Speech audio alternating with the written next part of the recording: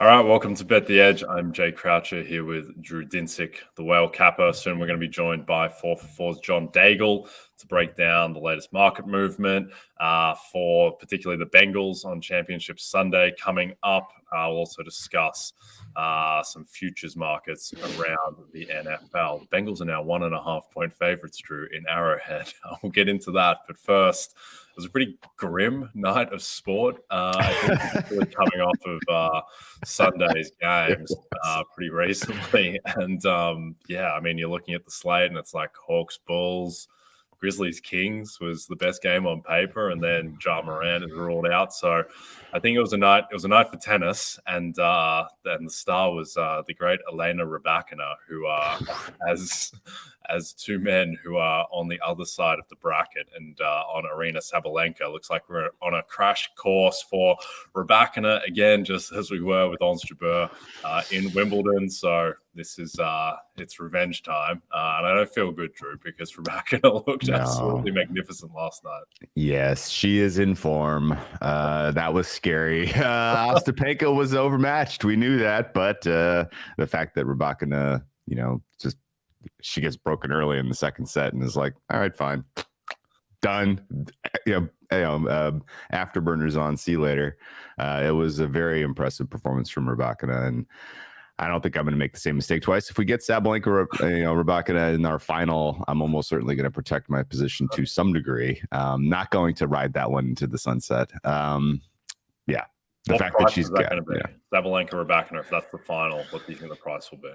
I mean, Rybakina's got a pretty clean semifinal now where she's probably going to come through 2-0. Not that, Azarenka's a pushover, but Rybakina just has elite, shot making, and Azarenka just holds on for dear life at some points on serve. So I would not expect that to be an especially competitive match. Sabalenka also, I think, comes through cleanly, but some of how you win in these next two matches is going to matter for how you price that final. Sabalenka minus 125. I mean, small edge to Sabalenka, even though, I mean, Rybakina is picking up market steam like she's rolling downhill. Like this is really getting away. I had the joy last night of betting on Karen Khachanov. And you know how you have like different liquidity at different books, that they're not always even. And sometimes you're just like, well, I'll play it here because that's where I'm, the most flush right now. Well, I picked a book that voids all retirements instead of the book that grades after two sets are complete. So I don't get a win on Karen Khachanov. So it was a frustrating night all around last night. And need Sabalenka to take her business tonight. I do not want to sweat a Vekic, upset threat. Yeah, come on. Yeah, Sabalenka is my last ticket with Holger Rune down and Yannick Sinner and everyone else. It's Sabalenka or bust at this stage.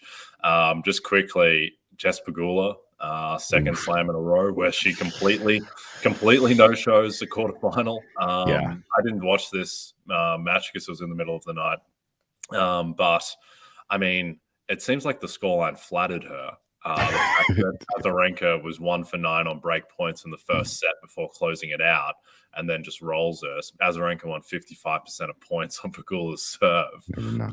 So maybe she'll give Rybakina a match. Rybakina's minus 200 in that semi. And then on the men's side, I mean, it's just a depressing draw at this point. And it's not just because my Sinner and Holger Rune tickets went down, but there's just Stefanos Tsitsipas he's kind of like the Andy Roddick type who's just destined to lose 3-1 in the final to the superior player, to Novak Djokovic. So that seems like where we're headed. Do you have any faith that one of Khachanov, Shelton, Paul, Rublev can actually do something? Or is it just Novak? I think Djokovic is going to take tonight's match somewhat more carefully. I don't think he's going to try to go out there and just unload on this kid. I think he'll probably feel him out early. I think Rublev can take one of the first two sets, probably the first set, and then Djokovic will reel him in from there. But Rublev, having played 5 against Rune, is tough. He's going to have a difficult. The longer this match goes, the more it tilts in favor of Djokovic, even though it's already clearly in his favor. So it just becomes a bigger test the deeper it goes for him. So good match to watch live and see if Djokovic is doing a little bit of playing with his food like he does sometimes later in these tournaments. Because, like, make no mistake, Djokovic is the best player and he knows it. He likes to inflict mental damage on these other up-and-comers. I'm dead serious here. Like, he will literally try to give Rublev some hope that he's going to win before ultimately squashing him, so that next time he faces him in the slam situation, he has that, he has that mental well to go back to. And honestly, like, if we get to Djokovic Tsitsipas in the final, you don't think Tsitsipas is going to be reliving every moment of the French Open final where Djokovic did it to him? No, he's going to be thinking about that for the entire 24 hours leading up to the match starting. And Djokovic is he's wired differently. He's obviously the greatest, most accomplished, at least. Yeah, I don't have great confidence in Steph. Steph, even in the Sinner match, he was desperate to. I mean, he was impressive in the fifth set, but he was also desperate to give that away. Where after he lost the third and fourth sets, then he started playing like random drop shots that were hitting the net halfway up, like just out of nowhere. Like, he didn't seem all there. But maybe he's young enough. Maybe he can change it around. But I think it's going to be Djokovic. All right, let's bring in 4for4's John Daigle now and talk about the most surprising and strange line in the world at the moment. John, Bengals, 1.5-point favorites in Arrowhead against the Chiefs. The total is 46.5. What do you make of this line, which I think if we were guessing preseason what it was going to be, we would have guessed 6 or 7. And now we got the other team favored by 1.5.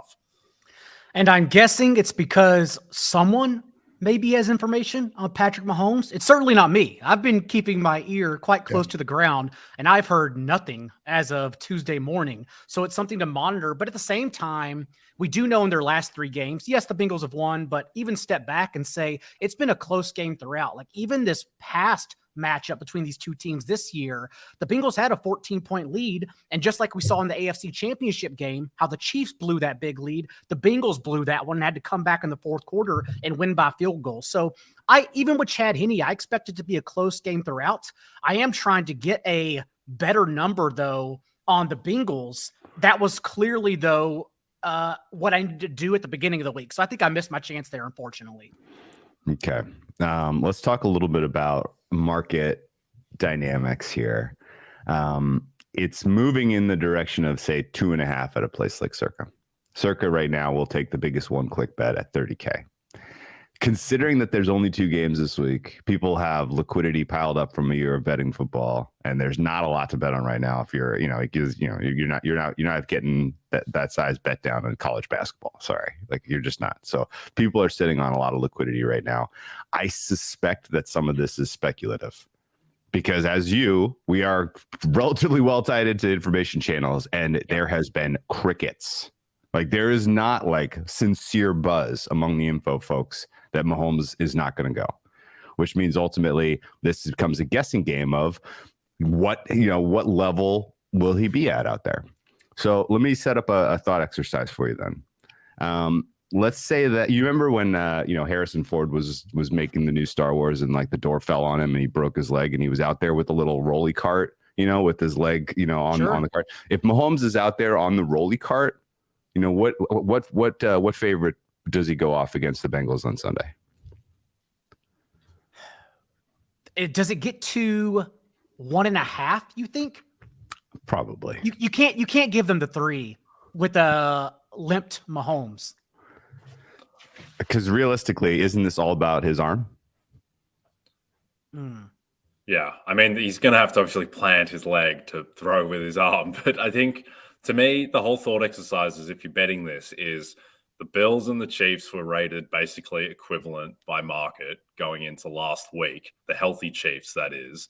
And the Bills closed -6 at home to the Bengals. And obviously there has to be an adjustment off of that, because the Bengals, their rating goes up because they won by 17 points on the road as a 6-point dog and looked amazing. And the offensive line, albeit in the snow, looked amazing. And obviously Patrick Mahomes is going to be limited on Sunday if he plays. And the question becomes, is that enough of a swing? I mean, is that does that get you from Bills -6 to Chiefs +1.5? And I just can't imagine that it does. Like it's just too much unless there is real confidence Chad Henne is going to be playing, which I don't know what that's founded on.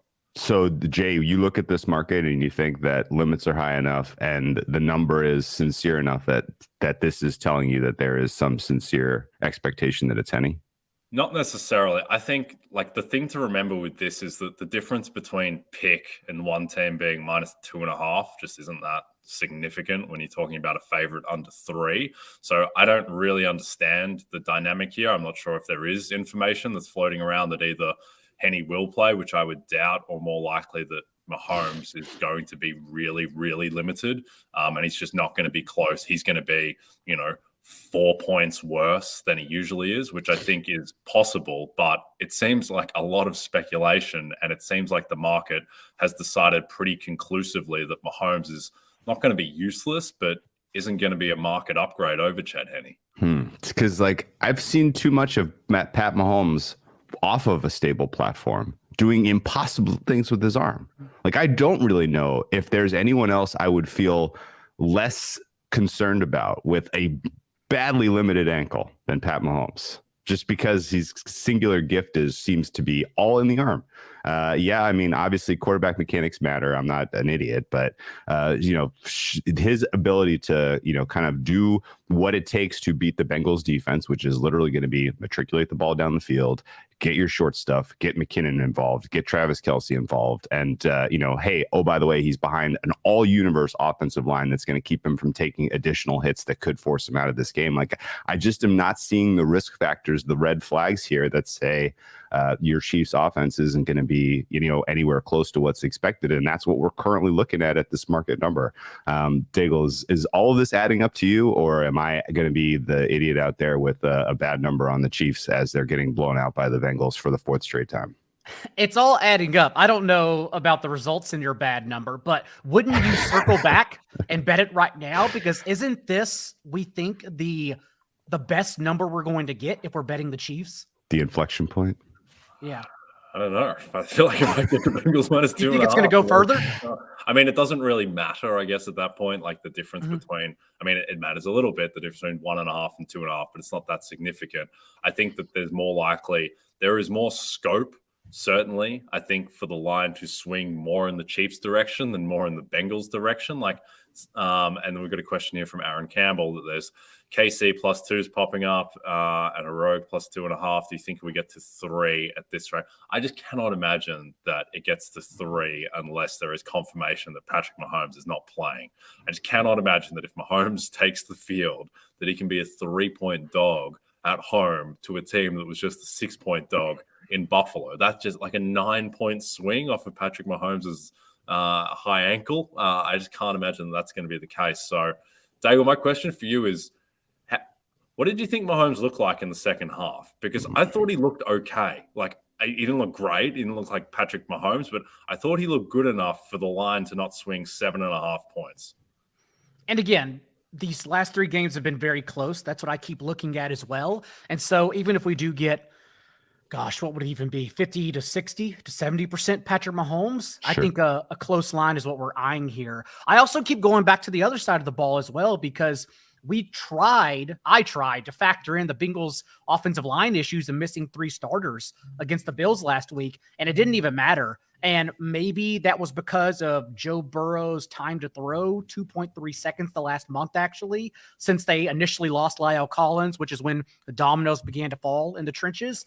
But also maybe because this is now their offense. And so if the weather, for instance, in Buffalo, the flurries of snow then negated the Bengals offensive line issues, and we are expecting yet again flurries of snow in this game, don't we just cancel out that situation altogether and call it even ground basically for both teams? In which case I would actually give the lean to the Bengals in this situation. So I think there are a lot of factors I keep going back and forth on in this game.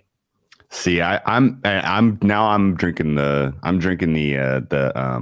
red Kool-Aid entirely here, because I look at the matchup for this Chiefs defensive line and I'm like, the Bills really couldn't get it done. They needed to get interior pressure and they couldn't win their one-on-ones. and it was a tough ask because of the field conditions. But those guys, you know, they're not all pro like Chris Jones is. Chris Jones was your second best defensive player this year in my mind, after Nick Bosa, just by the way that Parsons faded down the stretch. And Chris Jones is going to be an nightmare matchup for the interior of this offensive line, potentially, that is limited in terms of just healthy bodies. I don't know.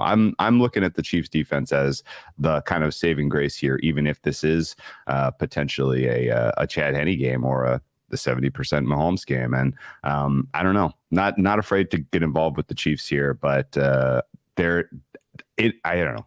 I will go on record. I think this is all speculative. I think there are a lot of people who took Bengals at these prices in the small potential that this becomes a Chad Henne game, at which point this flips across 3, and then you can literally be one click, you're sitting on a middle of 3 for an AFC Championship game with Joe Burrow needing to win by 3. So that's a very, very attractive situation to be in. And so I think there's a lot of speculative move behind pushing this Bengals number out, but I'm guessing.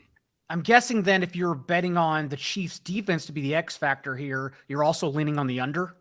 Yeah. Oh yes. Very much so. Very much so. And honestly, I think that's maybe that was always the move, right? It's tougher to get a big bet down on the under, but it was on the other side of 47. 47 is obviously key in the NFL. The idea that this is a game plan that Andy Reid cooks up that has a healthy dose of Pacheco and McKinnon, that he is looking to get the ball out of Mahomes' hand quickly with short depth of target to the likes of Kelsey and Kadarius Toney, not asking him to wait for plays to mature down the field. All of that seems like the most likely potential game plan here for the Chiefs, and all of that will just eat clock. Like if you have completed passes over the middle of the field and a lot of running attempts, like this clock is going to evaporate. So I'm on the under, and I think this continues to move down irrespective of the quarterback play.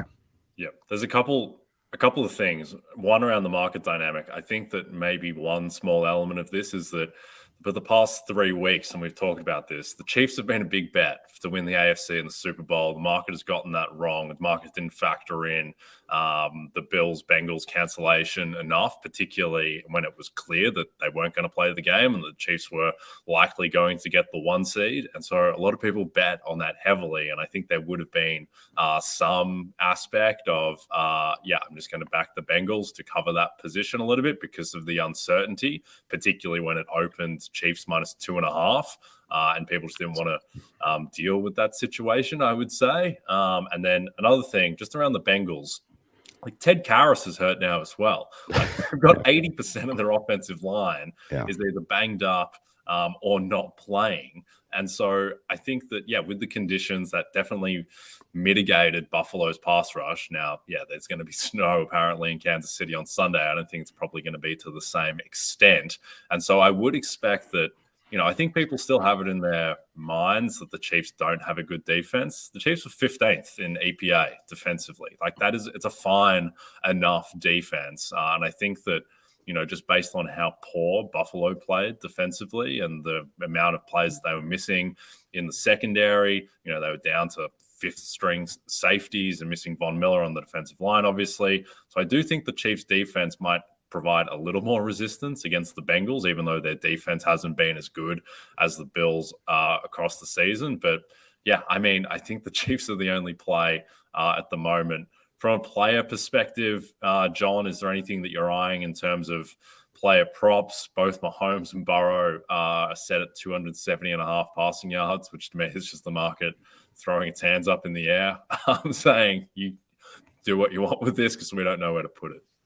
And Patrick Mahomes, whether he's healthy or not, didn't eclipse 275 yards in any of the past 3 games against the Bengals, as they have been more controlled environments on offense. I will go back to the well on Samaj P. Ryan receptions whenever we get the number. They're going to come out low. They came out at 1.5, depending where you shopped at last week. And I bet it knowing that the Bengals obviously had the offensive line issues, and we are still looking at this quick passing attack, which Joe Burrow has leaned on, as we mentioned earlier, since week 16. And even last week, he went 6 of 12 on throws 10 yards downfield. Like the offensive line didn't matter against that banged up as you mentioned, Bills defense. But at the same time, we now know that P. Ryan is their receiving back. He's playing third downs over Joe Mixon, and the wild card, he ran 22 routes to Mixon's 10. And then last week, again, for the second consecutive game, ran more routes than Joe Mixon. So we're going to get a low number there. And just leaning on the Bengals' quick passing attack, I think P. Ryan yet again has 4 to 6 receptions in this game. Ooh, that's a fun angle. Yeah. Samaje Perine. I had a big bet on Samaje. I think under 5.5 rushing yards in the Super Bowl, and I took the last play of the game, or the second last. Where apparently I don't know why he was in the game instead of Joe Mixon on that final drive, but he was able to go under. So yeah, all in Samaje. Let's jump to 49ers Eagles, which is the more conventional game on the board, a market that makes a lot more sense, and I feel like is a lot easier to discuss just as the ball lies. It's Eagles minus 2.5. The total is 45.5. Looks like conditions are going to be fine in Philadelphia. Do you think this line gets to 3, John? And what's your read on the game? I don't think so.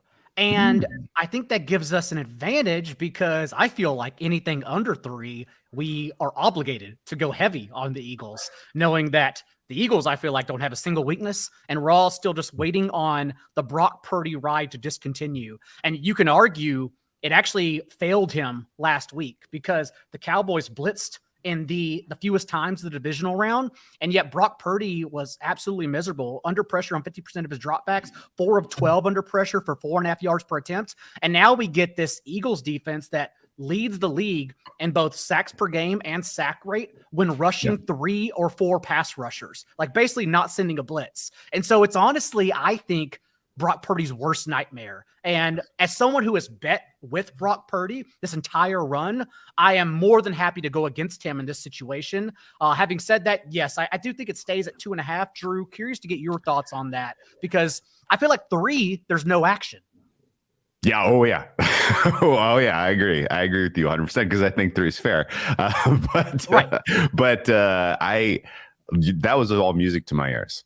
I have been weirdly ascribed as the Brock Purdy hater in the sports talking head landscape around betting, even though, like, yeah, I mean, I don't feel like it's really that outlandish of a take to be like, you know, the last pick of the draft. You shouldn't necessarily expect him to go on a Super Bowl run his rookie season. That's not a hot take, guys. That said, you know, somebody who has backed Purdy flipping on him now I'm not alone. So that thank you for that, John. The read you had on the game I thought was absolutely perfect there. Not only has Philadelphia been unbelievable at generating pressures, but they remind you of the old Niners.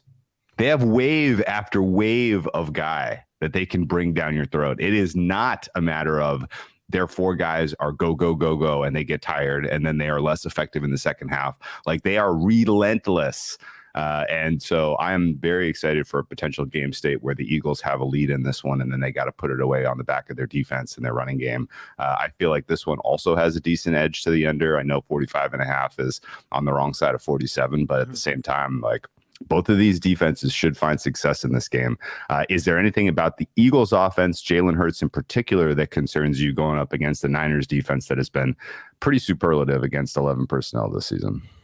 No. I know people are citing how Jalen Hurts hasn't been accurate or thrown deep of late, but he's also played the Giants in his last 2 games. And we know his 3 quickest times from snap to throw this year all occurred in the 3 games against the Giants. That was a game plan to scheme against weak Martindale, just sending the house and leaving man coverage out. So they had to get the ball out of Jalen Hurts' hands as quickly as possible. Whereas I think that's good preparation for this Niners defense. I've been comping them all week to Dallas's pass rush, which, remember, the Eagles played in week 6. And all they did in that game was line up the running back wherever Micah Parsons lined up. That particular side, run RPOs, and Miles Sanders, Boston Scott, Kenneth Gainwell would just run flat routes. And if Micah Parsons went with them, Hurts would run it up the middle. If Parsons stayed in to guard Hurts, Hurts would dump it off. And I think the Eagles are pretty much situated to do that again. The Niners are susceptible deep, so maybe setting up some deep passes with these underneath throws. A.J. Brown in that game actually against the Cowboys had a season-low 4.8-yard depth of target, a 32% target share in that game. So I think they actually feed him underneath and set up deep shots because they know they can't run the ball. Like the 49ers, the most rushing yards against them this year was Josh Jacobs with 67. They don't leak rushing production at all. And so it's going to be a Jalen Hurts game. And I think we're going to see some great setups here from 11 personnel.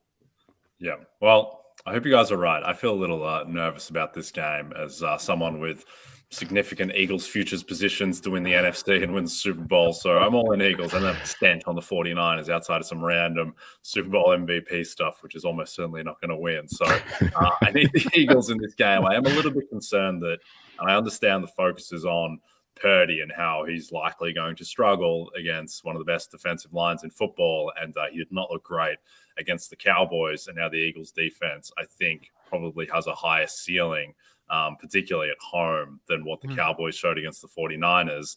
At the same time, like the Eagles are not going to be able to run the ball in this game, I suspect. And so it's going to be on Hurts's shoulder, literally. And he's, he only had to drop back 25 times against the Giants. That wasn't a great, stress case for what he's going to be like. Also, for all the talk about Purdy and, this is going to be the biggest test of Purdy's career, Hurts has never played a defense this good in the playoffs either. Like, he's got a lot of pressure on him too. Now, I would rather be on Jalen Hurts than Brock Purdy, and it's not particularly close, and a lot of this is just nervousness speaking about being completely lopsided to one side and not the other. But if it got to 3 at that point, I think I would prefer to be on San Francisco. At 2.5, I think the Eagles are probably the side, but I think this is going to be a close game. I think it's likely going to come down. All right. So I got my work cut out for you to really kind of talk up the Eagles this week, I see. Okay. All right. That's okay. I got this. We got this. I do like that Diomedor Lenoir is out on the field, and he is he has been a popular target, and I'm not sure the Niners can fix that. And the fact that the Eagles have Brown, Devontae Smith, got it. I think that they will be.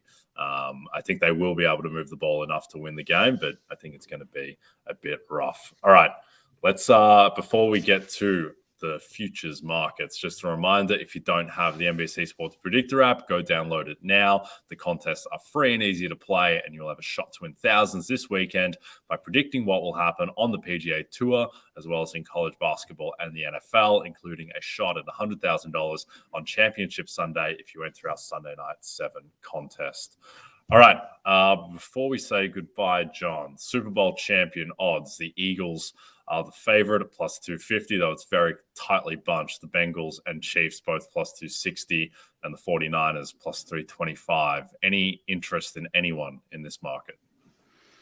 It's so interesting because I think I'm going against Drew and getting the Bengals with the number. But at the same time, it's such a coin toss that you're obviously just looking at the best odds between Bengals, Eagles, and in my opinion, Chiefs, Eagles. I don't want to be on the side of the Niners here for futures. So that's the way I'm looking at it, honestly.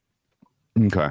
That's fair. And I think it's not crazy to look at what's going on in the market between the Bengals and Chiefs and assume that there are other ways to attack it. If you've missed the best of the number on the Bengals, do your homework on what the futures look like for that team. If you would prefer to take a spot there, that makes sense to me. The current numbers to me look pretty good, so I'm passing here. But I do think there are fun ways to attack the Super Bowl MVP market. How do you kind of gauge the way that the win share divides up between some of the teams that you think realistically could get there?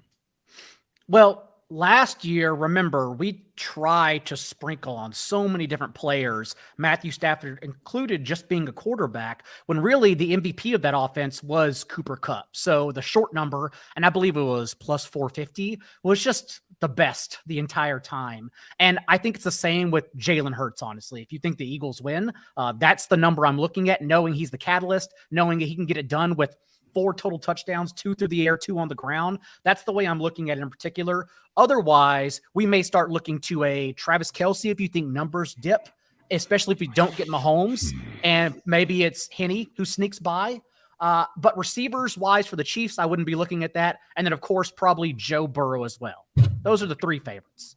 Yeah, I would say to me the most interesting thing in this market, look, I think that the 3 teams that have MVP candidates at quarterback in the Chiefs, Bengals and Eagles, those markets, there's so much equity that goes to Mahomes, Hurts, and Burrow. So it's difficult to find value in there when all of those guys are probably at least I'd say Hurts is like an 80% chance to win if the Eagles win, and then Mahomes and Burrow are getting to 90% and above type of range. And Mahomes as well, if he's in the Super Bowl, he's going to have an extra 2 weeks on the ankle. So you expect by that point he's going to be close to himself. So to me, the most interesting thing is the 49ers in this market. I know we don't believe in, and they are the 4th and last favorite to win the Super Bowl, but look at the game against Dallas. Like, who would have won MVP for the Niners that day? I think it would have been Fred Warner, who had an interception, 9 tackles, tackle for loss. No one did anything really from a skill position perspective outside of Kittle, who went 5 for 95 with no touchdowns. I think Fred Warner would have won MVP. And so that just goes to show how open it is on the side of San Francisco. So I think Warner, who you can get above 100 to 1, Bosa's odds are down, not the most appetizing. Kittle as well, just on the idea that he's had 3 games where he's caught multiple touchdown passes from Brock Purdy. I think he is live as well. But yeah, I would only be looking really at Niners in this market now. I think all the other guys have been bashed into place. What do you think of that, John? I'm admittedly a boring Super Bowl MVP bettor. I support fun, though, so I support your numbers. That's totally okay. I'm just not the person who chases Frisman Jackson, so I'll never get there, unfortunately. I think the way to break down the market is just like, all right, well, what are the team's odds to win? And then break down the equity by player. And I just think Brock Purdy is 40% win equity for the Niners, which is about as low as you can get for a quarterback. And so if there's 60% of the rest of the market to be spread among Niners, there's just more opportunity to find potential value there versus finding 20% max on the other 3 teams. So I think the Niners are the places to look. And we've been talking about this for 2 weeks now, Jay. The only look in this market is Hurts. The only one. Because you said 80% if they go, it's higher. Because if the Eagles win that game, people literally are going to be like, Hurts beat Mahomes. Hurts beat Burrow. Like, it's not going to be, hey, we're going to have to look for some other guy to get credit here. Because the Eagles will be dogs.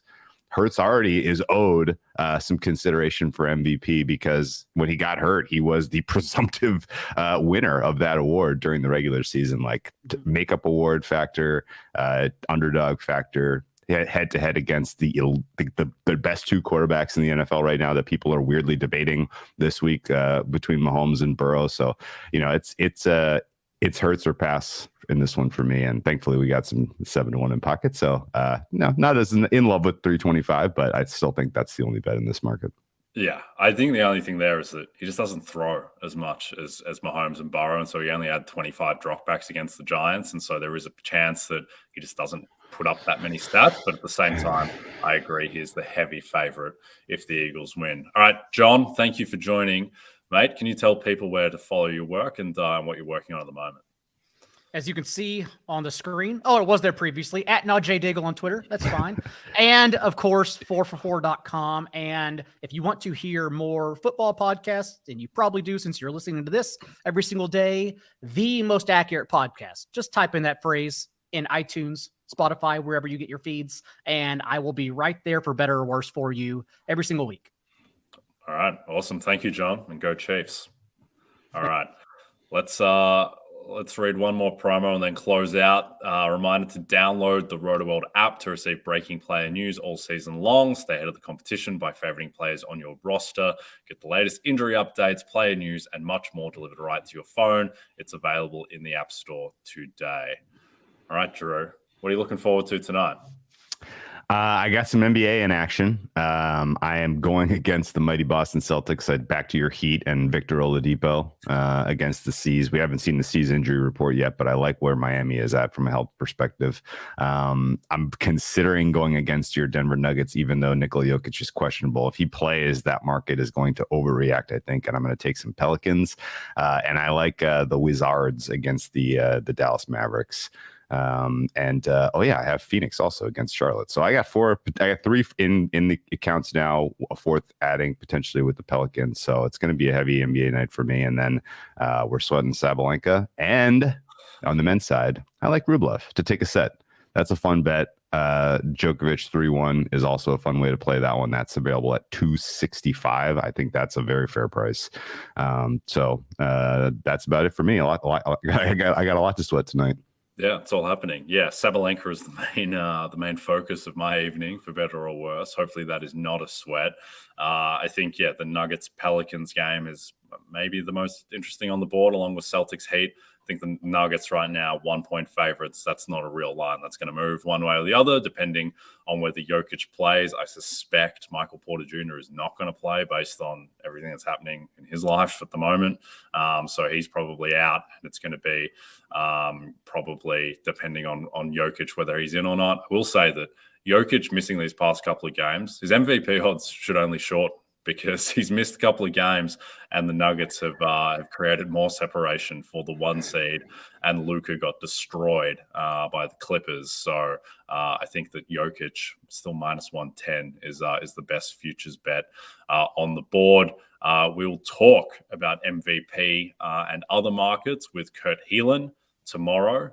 So that'll be an NBA heavy podcast.